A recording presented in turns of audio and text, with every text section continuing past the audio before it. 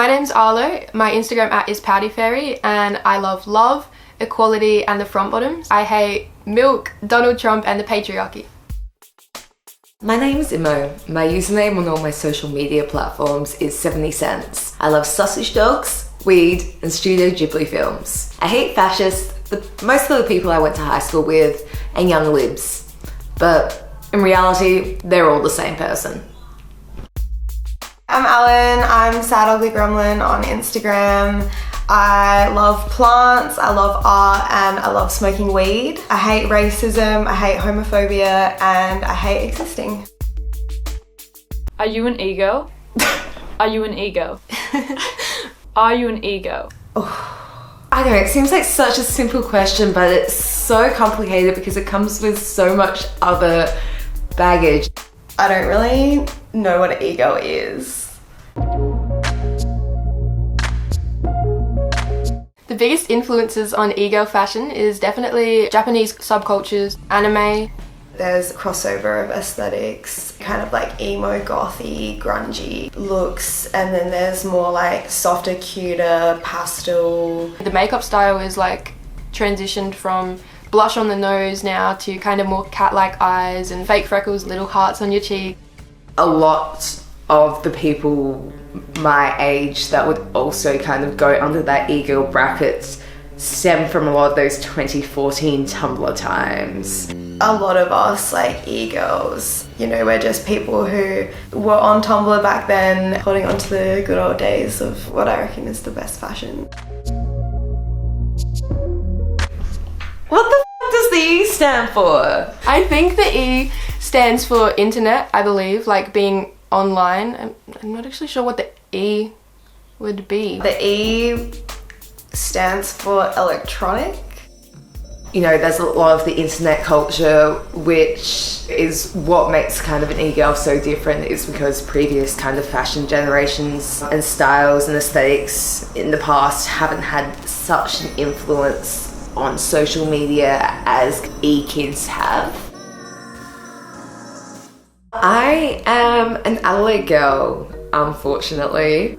I would describe Adelaide as very small. It isn't as bad as what like a lot of the interstate people seem to think. It's just a really nice little city with lots of trees in South Australia. You really do know everybody in Adelaide. Adelaide has quite a developed alternative culture. And they do actually hang out in one massive group, which is crazy. There are a lot of people in Adelaide that share the same kind of fashion sense and makeup styles that make up e-kid culture, but that doesn't necessarily make them an e-kid. There is a variety of different alternative subcultures in Adelaide.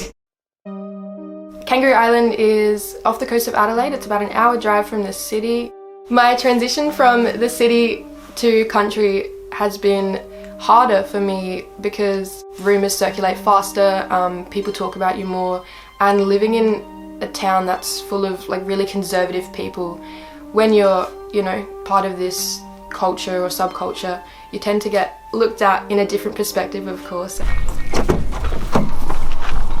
This is my Hello Kitty car. I decorated it and stuck all the stickers on myself. I get people taking photos of my car a lot as well. Really? Yeah, all the time. I guess they're used to it, like people here are used to it now. The locals know me by my car. I am constantly dressed extra everywhere I go. It's like putting on like a suit of confidence. I wouldn't wear any other clothes. These ones I bought a few years ago. These are my pretty much everyday thrashers. These are my creepers, my prized emo possessions. Oh, and then the ones I'm wearing now are my other demonias. These ones come with a fun story. My ex-boyfriend bought them for me, and then he dumped me. And then my boots came and I got to keep them. Really, I just like get up and try to survive and try to exist, and the only way I can do that is by like getting up and like trying to make myself look like this. A lot of e-girls actually originated from like the emo phase or having a scene phase when you were younger, and I think it was pretty trauma-based, I feel like. I think being bullied in high school and primary school made people branch out to reclaiming that being bullied and being different and being an outcast, and turned it into something that they could have power over. I definitely think being an ego is more than just the fashion. Not so much music-based like other subcultures, but definitely interest-based. Hello Kitty, anime, gaming as well. Art, photography, definitely. I think within the egos we have a thing for interior design. This is my bedroom. This is my sunglasses collection. My stuffies. This is my Arctic Monkeys vinyl. My beautiful record player. This is like my favorite thing in the whole world. And I have a thing for creepy clown dolls. Oh, and my dead bug collection. Are you property of the gamers? No, I don't really know any gamers. And if I do, I own them.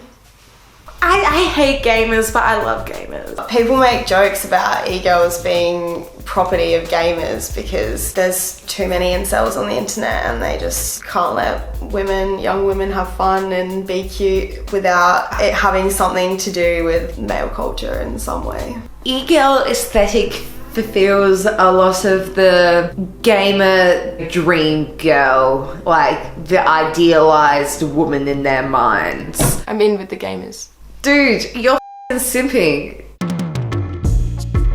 It's like different to a lot of other aesthetics which are more conservative. I feel like maybe ego is a bit more about being like cute and sexy at the same time.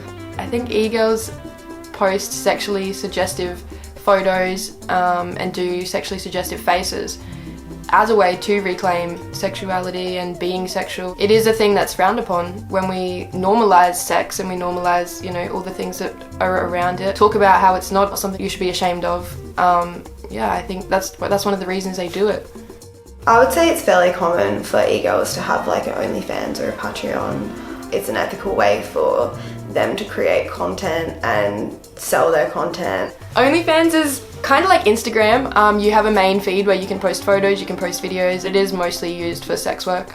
OnlyFans is a thing that's really popular within the ego community, especially because the kind of niche for egos is growing. When you have something that people want and you are also open to exploring sexual things and more receptive of sexuality and stuff like that, it makes it easier. It's kind of like hand in hand. For me, I love being able to earn money from how I present to the male gaze. It is draining emotionally. I feel like I can't put in my whole effort into a partner because to have these sort of connections where you're getting regular money coming in, you need to give something out there. So I've been finding it a bit difficult to have any more energy rather than what I'm already putting out to the world to keep for myself. Was this like a sugar baby kind of scenario? Yeah. I have an OnlyFans because I actually enjoy it. I find it fun to obviously post sexual content. Also, it's definitely good having money. So this is my studio setup. I've got a backdrop, a couple of studio lights. I actually got this for my birthday when I was about 15 as a gift because I wanted to get into photography. I think the only thing I really dislike about sex work is the stigma behind it and obviously the fear that your photos can be leaked. I definitely do get fans that make me feel uncomfortable.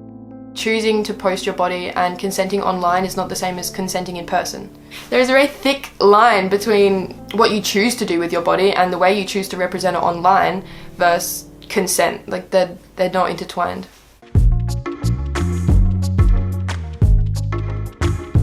I think the rise of the ego fashion symbolizes about the world today that we are definitely becoming more progressive. It's about being different now. We've embraced being unique. Growing up, it wasn't the norm. It wasn't what was desirable. And now, all of a sudden, through like apps such as TikTok, it has kind of really pushed this to younger audiences, this type of style. It's just very strange now to see the younger generations really idealizing this. Women don't want to take shit anymore.